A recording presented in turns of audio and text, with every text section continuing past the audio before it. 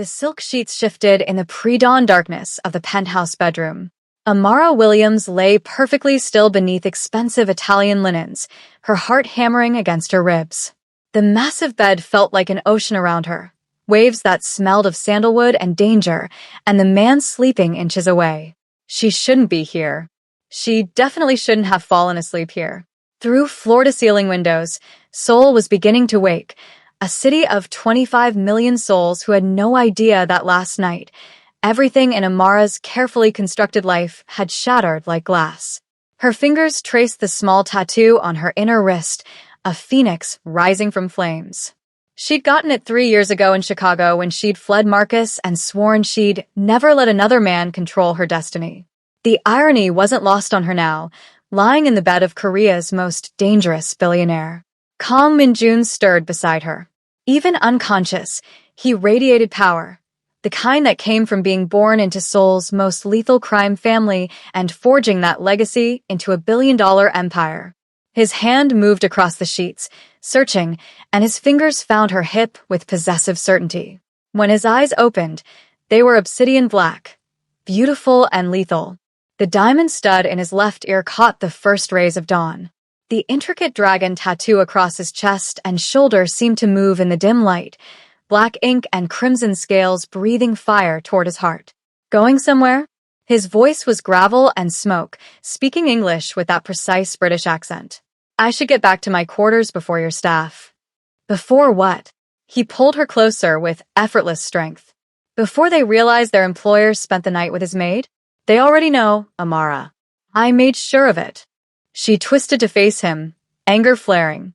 Why would you do that? My reputation, my position. Your position? His laugh was dark honey. You stopped being just my maid 6 months ago when you looked at me like I was a man, not a monster. I never said you were a monster. Everyone else does. His hand cupped her face with devastating gentleness. You're the only one who sees me. The vulnerability in his eyes made her chest ache. This was the man who'd killed before his 21st birthday, who commanded Seoul's shadows, who had senators and police chiefs on his payroll, but who also brought her tea when she worked late, who'd learned her grandmother's name, who looked at her like she was oxygen. This is insane, Amara whispered. You're my employer. I'm staff. You're Korean royalty, and I'm a Black American girl who cleans for a living. You're the woman I'm obsessed with. His interruption was fierce. The woman who's been driving me insane for 6 months. Do you understand what you've done to me? I can't function without knowing where you are if you're safe. She should be afraid. After Marcus's obsession had turned violent, she'd sworn never again. But Min-jun's obsession felt different, protective rather than possessive. Tell me about the tattoo, he said suddenly, fingers finding her wrist. The phoenix. Amara's throat tightened. It's from 3 years ago. When I escaped Chicago. When I escaped him. Min-jun's entire body went rigid. Him. What happens when you fall for a man more dangerous than the one you ran from? Hit subscribe because this dark romance is about to get darker. The question opened a floodgate Amara had kept sealed for 3 years. She sat up, pulling the sheet around herself. Min-jun let her go, but his hand remained on her thigh, claiming, grounding, promising protection. His name is Marcus Chun, she began. Chinese-American, old money, charming as hell. We met at Northwestern University. For 6 months, he was perfect. Then things changed. How? Min-jun's voice had dropped to something sub-zero. He wanted to know where I was every moment, who I talked to, what I wore. The isolation started slow, suggesting I didn't need my friends, that my family didn't understand us. By the time I realized what was happening, I was completely cut off. Min-jun listened with the stillness of a predator. No friends, no support, financially dependent because he'd convinced me to quit my job. Then he started getting physical. Her voice cracked. Small things at first. A grab that left bruises. A shove during arguments. Then worse. Where is he now? I don't know. I ran 3 years ago after he tried to strangle me when I said I wanted to leave. The words tumbled out. I woke up in the hospital. My aunt in Atlanta helped me disappear, changed my name, got me documents, bought a plane ticket. I've been running ever since. The rage that crossed Minjun's face was apocalyptic. His full name, his family, every detail. Why? Because I'm going to find him and make him understand what happens to men who hurt what's mine. I'm not yours. Yes, you are. He pulled her into his lap, framing her face. You became mine the first time you smiled at me. Anyone who hurt you, who made you run, who put fear in your eyes, they're going to answer to me. It should terrify her. Instead, it made her feel safe for the first time in 3 years. You talk about my trauma like yours doesn't exist, Amara said, studying his face. Tell me about the dragon tattoo. For a long moment, she thought he'd refuse. Then he caught her hand, pressing it over his heart where the dragon's fire pointed. I got this the day I killed my father. The confession hung between them like a blade. I was 21. He'd ruled the Kong family with an iron fist, brutal, merciless, treating my mother and sister like property. My mother tried to leave once when I was 12. He beat her unconscious in front of me and my sister Jiyoon. Amara's heart cracked open. She never tried again. The light just died in her eyes. Day by day, year by year, until she was a ghost. His voice was hollow. When I turned 21, I came home with enough allies and enough anger to end him. I killed him in front of the entire organization. And your mother? Died 2 months later. Heart failure, they said. But I know better. She'd been dead inside for years. His voice cracked. Ji-yoon is in London now, running our European operations. We both carry it, the knowledge that we couldn't save her. That's why you're so protective, Amara whispered, understanding flooding through her. I watched my mother be destroyed by a man's violence and was helpless to stop it. I will die before I let that happen to another woman. He stopped, the word hanging unspoken. Love. We're the same, Amara said softly. Both running from violent men. Both carrying scars that won't heal. Minjun kissed her then, soft, reverent, a promise sealed in dawn light. Can two broken people heal each other, or will they shatter together? Keep watching to find out. Minjun's phone shattered the intimacy, vibrating with urgency that meant business couldn't wait. He answered in rapid Korean. Amara caught fragments. Problem, urgent, police. When he ended the call, his face had transformed from vulnerable lover to cold CEO. I have to handle something. Stay here. Don't leave the penthouse. Minjun, I have work. You're not working today. Or any day. He stood, magnificent, in only tattoos and scars. I'm making you a new offer, Amara. A contract. She sat up, suspicious. What kind of contract? He pulled on clothes, movements efficient and predatory. Move into the penthouse. Permanently. Not as my maid, but as mine. My woman. My partner. My equal. Her heart stopped. That's insane. I know you take your coffee with 2 sugars and too much cream. That you read Toni Morrison when you're homesick.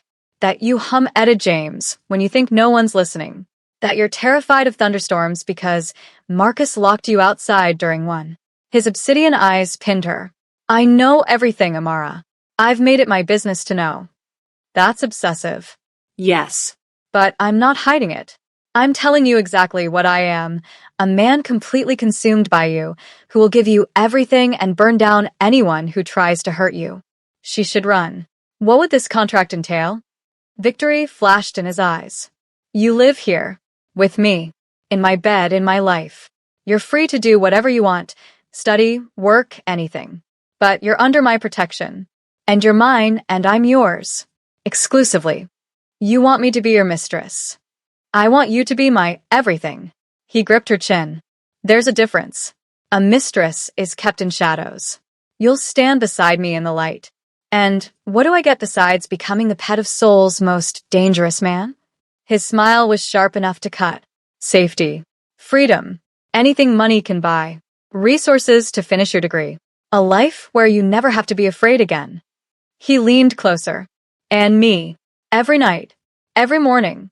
Completely devoted to your happiness. It was the worst idea in history. I need time. No. Decide now.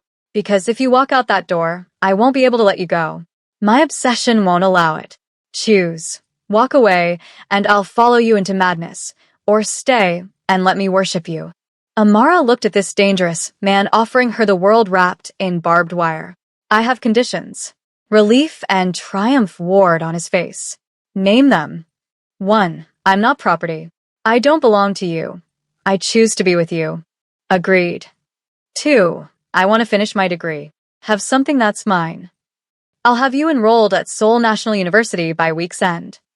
3. If this goes wrong, if you become like Marcus, I get to leave. No hunting me down. Minjun's eyes went hard. I'm nothing like him. Prove it. Give me that promise. The silence stretched. Finally, he nodded. Fine. But know this, I will never give you reason to leave. And 4, no secrets about your business, your enemies, the danger. I won't be kept in the dark. Done. He pulled her to her feet. Anything else? Yes. Kiss me before I lose my nerve. He did. His mouth claimed hers with desperate possession, hands tangling in her curls, body pressing her against the window. They kissed like they were trying to merge souls. When they broke apart, both breathing hard, Minjun rested his forehead against hers. Welcome home, Amara Williams. Subscribe now because you need to see what happens when obsession meets devotion in the shadows of Soul Point. 3 weeks passed in a blur of passion that felt dangerously close to happiness. Amara enrolled at Seoul National University. Minjun had her driven by armed guards who waited outside classes. It should have felt suffocating, but somehow it just felt safe. They fell into routines. Morning coffee together. Nights tangled in sheets, learning every way to make each other gasp. He was demanding and generous, controlling and worshipful, always obsessed. She was falling in love with him. One afternoon, leaving her Korean literature class, a familiar voice stopped her cold. AM. God, it's really you. She turned slowly. Marcus Chin stood 20 feet away, tall, handsome, perfectly dressed, smiling like they were old friends. No. The word came out strangled. You need to leave. I came all this way to see you. He took a step closer. Her security detail moved in, but Marcus raised his hands. I'm not here to cause trouble. I just want to talk. 5 minutes. I have nothing to say to you. Then just listen. I've spent 3 years in therapy, working on myself, understanding what I did wrong. I need you to know I'm sorry, that I want you to be happy, even if it's not with me. The words sounded sincere. Too sincere. You tried to kill me, Marcus. I know. I was sick. Undiagnosed bipolar disorder combined with steroid abuse. I wasn't in my right mind. His eyes glistened. I've been on medication for 2 years. I'm better. I just needed to see you, to apologize, to have closure. It was a performance. I need you to leave Seoul. I've built a life here. I know about Kong. Marcus's voice dropped. The gangster billionaire. You really think he's better than I was? He's a killer. A monster. I might have hurt you, but he's killed people. How long before he turns that violence on you? He would never. That's what you said about me. The words were a knife. What makes you think he's any different? Doubt crept in. Because Marcus was right. She had said that about him. I'm done with this conversation. She turned to her security. We're leaving. I'm staying at the Grand Hyatt, room 1847. Marcus called after her. When you realize I'm right, when he shows his true colors, come find me. I'll be waiting. Amara didn't look back, but his words followed her home. Minjun knew something was wrong the moment Amara walked in. She moved differently, smaller, defensive. When he tried to kiss her, she turned her head. What happened? Nothing. Just a long day. Amara. He caught her arm. Don't lie to me. Marcus was at campus. He wants to apologize. Says he's been in therapy, that he's better now. Every muscle in Minjun's body locked with rage. Did he touch you? No. He just talked. She pulled free. He said you're dangerous. That you're a killer. That I'm trading one violent man for another. And you believe him. I don't know what I believe. I thought I knew Marcus. I was wrong about everything. So, how do I know I'm not wrong about you too? Minjun felt something crack in his chest. Because I've never lied about what I am. I told you from the beginning, I'm a killer. I'm dangerous. I'm obsessed with you to the point of madness. He moved closer. But I have never, will never, hurt you the way he did. How can you be sure? Marcus didn't mean to hurt me at first either. I'm not him. The roar echoed through the penthouse. I watched my father beat my mother for years. I killed him to stop it. Everything I am was built to make sure I never become that kind of man. But you're still violent. To people who deserve it. Enemies. Men who prey on the weak. Never innocents. Never women. Never you. His hands framed her face. I know my obsession isn't healthy, but I swear on my mother's grave, I will never be what he was to you. She wanted to believe him, but Marcus's words kept echoing. That's what you said about me. I need space. Just tonight. I need to think. The pain in Minjun's eyes was devastating, but he stepped back. I'll sleep in a guest room. Take all the time you need. As he walked away, Amara wondered if she'd just made the biggest mistake of her life. Is Minjun different from Marcus, or is history repeating itself? Comment below and hit that subscribe button because the next twist will leave you speechless. That night, unable to sleep, Amara's phone buzzed. Unknown number. She answered without thinking. Amara. It's Marcus. She should hang up. How did you get this number? I just want you to know you have options. If you need somewhere safe to think clearly, I have a suite at the Shilla Hotel. Just for you. I'll stay at the Hyatt. Complete privacy. Why are you doing this? Because I love you. Real love means respecting autonomy. I'm not asking you to choose me. I'm offering you space away from him where you can think clearly. I can think clearly here. Can you? You're in his home, surrounded by his people, dependent on his money. That's not freedom. A pause. I was wrong to control you. Don't let him make the same mistake with different methods. The words burrowed into her doubts. The offer stands. Room 2156 at the Shilla. Key card at the front desk. Just in case. He hung up. Amara sat in darkness, Marcus's words poisoning her thoughts. She was dependent on Minjun for housing, security, money. Was that really different from Marcus? Her phone buzzed. Minjun. I know he called you. Mr. Park traced it. Please don't meet with him. I'm begging you. The fact that he was monitoring her calls should make her angry. She texted back. I won't. I promise. But the next morning, she packed a bag. Minjun found her at the door, suitcase in hand. Where are you going? I need space. Real space. Not monitored, not guarded. Just alone to think. His face went white. For how long? I don't know. A few days.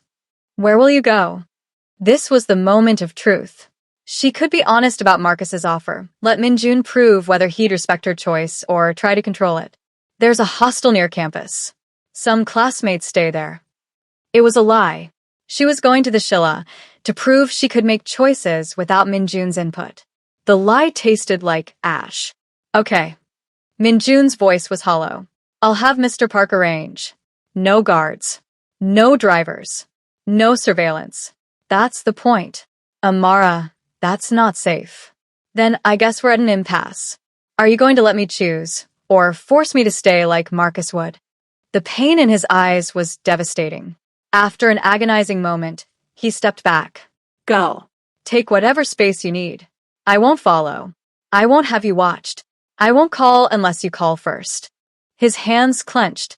I love you enough to let you go, even if it kills me. Amara grabbed her bag. At the door, she paused. Minjun. Yes. I'm sorry. So am I. She left without looking back. What happens when love means letting go? Keep watching because this decision will change everything. The Shilla Hotel was luxurious and empty and wrong. Amara checked in with Marcus's key card. The suite was enormous with a view of Namsan Tower. Her phone stayed silent. No calls from Minjun. He was keeping his promise. A knock on the door. Marcus stood there with Thai food and that disarming smile. Heard you checked in. Thought you might be hungry. Marcus, you said you'd stay at the Hyatt. I'm just dropping off food. I'm respecting boundaries. He set the bags down. Although, if you want company, someone to talk to, I could stay. As a friend. It was a trap. But Amara was tired and confused and lonely. Just for dinner. Then you leave. Marcus smiled and stepped inside. They ate in careful silence, Marcus playing concerned friend perfectly. Has Kung ever scared you? He asked casually. Not with violence, but with intensity? The possessiveness? The way he looks at you like you're the only thing keeping him sane. Amara's silence was answer enough. That kind of obsession isn't love. It's a disorder. A man using another person to fill a void in himself. When that person can't fix them because no one can, the obsession turns to resentment. Then rage. Minjun would never. Neither would I. That's what I told myself until I did. He leaned forward. You're not his girlfriend. You're his therapy. And that's not fair to you. The words hit like arrows. I need to think. Of course. Marcus stood. At the door, he turned back. For what it's worth. You're incredibly brave for recognizing the pattern and getting out before it was too late. After he left, Amara sat alone, his words echoing. Her phone buzzed. I miss you. I hope you're safe. I love you. M. She didn't text back. What she didn't know. Across Seoul, Minjun had just received the evidence that would change everything. Mr. Park laid out documents across Minjun's desk, proof Marcus Chen had orchestrated every attack on his business. Bank transfers, recorded conversations, fabricated therapy records, and most damning, evidence that Marcus had been tracking Amara for 3 years, planning this exact scenario. He's been playing her from the beginning, Mr. Park said. Every word calculated. Minjun stared at Amara's photo. Where is she? Sir, you promised not to follow. Where? The Shilla Hotel. Room 2156. The room Marcus reserved 3 days ago. The betrayal cut deeper than any knife. She'd lied. Walked right into Marcus's trap. Get the car. Minjun's voice was dead. She's going to know exactly who Marcus Chen really is. At the Shilla, Minjun knocked on room 2156. Amara opened the door, surprise on her face. I'm not here to drag you home, he said quietly. I'm here to give you information. He handed her a folder. Marcus appeared behind her. Minjun's body went rigid with rage, but he controlled it. Kong, Marcus said with false friendliness. Open the folder, Amara. She did. With each page, color drained from her face. Bank transfers proving Marcus paid for attacks on Minjun's business. Screenshots of manipulation instructions. Medical records showing he'd been flagged as dangerous by 3 facilities. A police report from Chicago, from a woman before Amara, with identical injuries. She wasn't his first victim. This is fake, Marcus said smoothly. He's desperate. I have witnesses ready to testify. Bank records independently verified. Everything I need to have you arrested. Minjun's smile was cold as death. But I didn't call police. Because this isn't about me. This is about Amara. She deserves to make an informed choice. Amara looked between them, the folder shaking. Marcus, tell me this isn't true. Baby. Don't call me that. Tell me the truth. The mask slipped. Marcus's face twisted into something ugly and familiar. What do you want me to say? That I've spent 3 years tracking you? Invested millions getting you away from the psycho? Of course I did. Because you're mine. You've always been mine. There it was. The monster underneath. Get out, Amara whispered. What? Get out. Marcus lunged for her, and Minjun moved like lightning. One punch, perfectly placed, and Marcus crumpled. If you ever, Minjun said with deadly calm, standing over Marcus, contact her again. I will end you. Slowly. Am I clear? Marcus, blood streaming from his nose, scrambled up and fled. In the silence after, Amara stood shaking, evidence scattered at her feet. You were right, she said finally. About everything. And I didn't believe you. I lied about where I was going. I know. Minjun kept his distance. And I'm still not going to control your choices. If you want to stay here away from me, I'll respect that. If you never want to see me again, I'll live with it. His voice cracked. But I need you to know, my obsession isn't like his. I don't want to own you. I just want to love you. How do I know that? You don't. Not for certain. All you have is my word, my actions, and the choice to trust. He moved closer. But Marcus manipulated you to control you. I gave you evidence so you'd have truth, even if that truth made you hate me for getting it. Amara looked at the scattered papers, at Minjun looking devastated but respectful. Take me home, she whispered. Our home. He pulled her into his arms, and she felt him shake with relief. I love you, he murmured into her hair. I love you so much. I love you too, even when you're terrifying. They kissed like they'd been apart for years instead of days, desperate, relieved, choosing each other despite everything. But across the city, Marcus Chen was making a phone call. He humiliated me. Marcus snarled into his phone. I want Kong Minjun destroyed. I don't care what it costs. And I want the girl back. Whatever it takes. The voice on the other end laughed darkly. Whatever it takes will cost you everything. Then I'll pay everything. Consider it done. Subscribe now for part 2. Will Minjun and Amara survive what's coming? Will Marcus's revenge destroy